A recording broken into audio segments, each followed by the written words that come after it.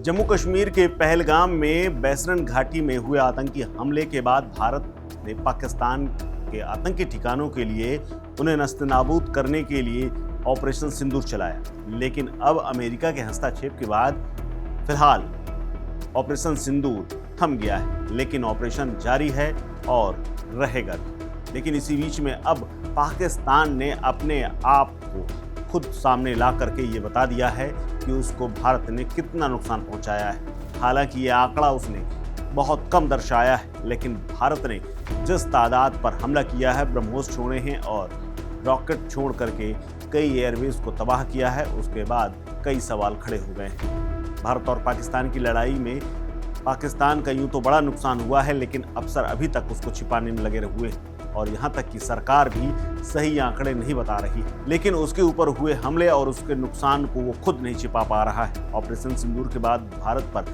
पाकिस्तान ने जवाबी हमले किए, जिनका जवाब भारत ने पाकिस्तान को उतना खतरनाक दिया कि 4 दिनों की लड़ाई में ही वो घुटनों पर आ गया और पाकिस्तान के कई बड़े शहर भारतीय गोला बारूद की गूंज से गूंज रहे थे। कई एयरबेस और एयरपोर्ट स्टेडियम तक तबाह हो गए। इतनी मार खाने के बाद पाकिस्तान अपने आप को जीता हुआ दिखा रहा था और वहां के लोग जश्न मना रहे हैं। अपने मारे गए सैनिकों की संख्या बताने से वो अब तक बच रहा है, लेकिन उसने अब एक संख्या जारी की है जिसमें पता चलता है कि भारत के साथ तनाव में पाकिस्तान के 11 जवान मारे गए हैं और 78 जवान घायल हैं, जिनसे असीम मुनीर ने बाकायदा अस्पताल में जाकर के मुलाकात की है और उन्हें आश्वासन दिया है, साथ ही उनकी वीरता को खूब सराहा है। आपको बता दें कि जब से ऑपरेशन सिंदूर शुरू हुआ और पहले दिन जिस तरह से मिसाइलों ने 9 इलाकों पर हमला किया और कई आतंकी मारे गए, उसके बाद असीम मुनीर पाकिस्तान में दुश्मन की तरह देखे जाने लगे,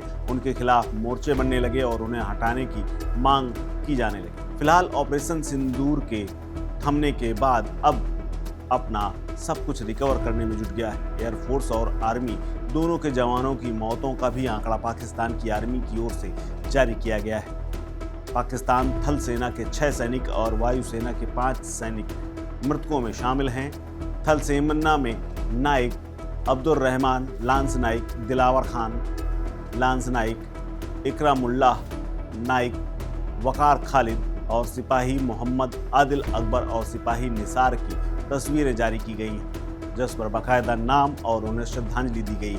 वहीं वायुसेना के 5 सैनिकों का नाम उन्होंने दिया है, जिसमें squadron leader Usman Yusuf, chief technical Aurangzeb, senior technician Najeeb, corporal technician Farooq और सीनियर टेक्नीशियन मुबस्सिर की मौत हुई है। 4 दिन बाद ही पाकिस्तान को भारत ने घुटनों पर ला दिया था और इसीलिए वो अमेरिका की शरण में पहुंचा और जाकर के वहां पर सीज फायर की मांग करने लगा, जिसके बाद डोनाल्ड ट्रंप ने हस्तक्षेप करते हुए जंग को रुकवा दिया। डोनाल्ड ट्रंप ने बाकायदा इसका खुद ऐलान किया था। ट्रंप ने दोनों देशों के बीच सीज फायर का ऐलान किया, लेकिन ये बात तो स्पष्ट है कि भारत ने पाकिस्तान को गहरी चोट दी है, क्योंकि जिस तादाद में आतंकियों के ताबूत निकले हैं और सैनिक जो 11 बताए जा रहे हैं, उनमें कुल मिलाकर के जिस तरह से भारतीय सेना ने 40-50 सैनिकों के मारे जाने की बात कही थी, वो आंकड़े अभी भी छुपे हुए नजर आ रहे हैं। इस खबर को लेकर के आपका क्या सोचना है और क्या पाकिस्तान वाकई में झूठ बोल रहा है? आप किस तरह से देखते हैं? हमें कमेंट बॉक्स में कमेंट करके जरूर बताएं। इस खबर में फिलहाल इतना ही। अपडेट्स के लिए बने रहिए वन इंडिया हिंदी के साथ। नमस्कार। Subscribe to One India and never miss an update.